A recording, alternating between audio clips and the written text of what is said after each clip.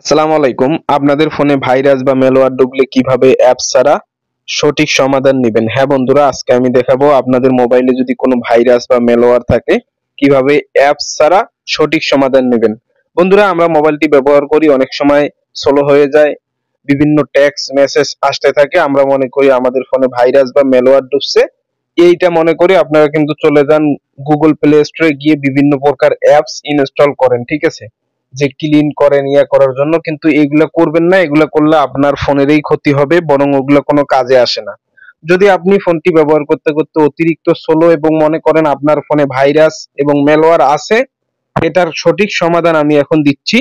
তা আপনাদের ফোন থেকে সিটিংসে চলে যাবেন, সিটিংসে যাওয়ার পরে এডিশনাল সিটিংস অথবা অ্যাবাউট সিটিংসে আপনারা এই যে অপশনটা পেয়ে যাবেন, ফ্যাক্টরি ডাটা রিসেট, এই যে এখানে ক্লিক করবেন। করার পর এখানে যদি আপনারা ফ্যাক্টরি ডাটা রিসেট করেন, কোনো ম্যালওয়্যার ভাইরাস কোনো কিছুই আপনার ফোনে থাকবে না এবং আপনার ফোনটি নতুন হয়ে যাবে।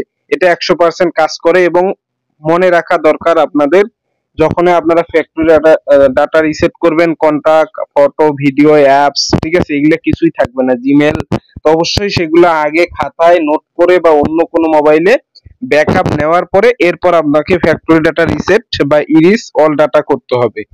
তাই এটা করার আগে অবশ্যই আপনার এই সমস্ত জিনিসগুলো খেয়াল রাখতে হবে। এটা করলে কিন্তু আপনার এগুলো সম্পূর্ণ ডিলিট হয়ে যাবে। অর্থাৎ জিমেল, ফটো, ভিডিও, কন্টাক্ট এগুলো আগে অন্য জায়গায় ব্যাকআপ করে নেবেন, তারপরে আপনারা ফ্যাক্টরি ডাটা রিসেট করে আবার নতুন করে ইনস্টল করবেন। এতে যেহেতু আপনার ভাইরাস, ম্যালওয়্যার এগুলো কিছুই থাকবে না, ফোন স্লো হলে সেটাও চলে যাবে এবং আপনাদের আর কোনো ভয়ও নাই। এটা 100% কাজ করে। আর আদার্স অন্য কোনো প্লে স্টোরে বা ইয়া থেকে ক্লিন অ্যাপ অমুক তমুক ইনস্টল করে কোনো লাভ হবে না। অতএব এইটা হলো 100% কার্যকরী পদ্ধতি। সবাই ভালো থাকবেন।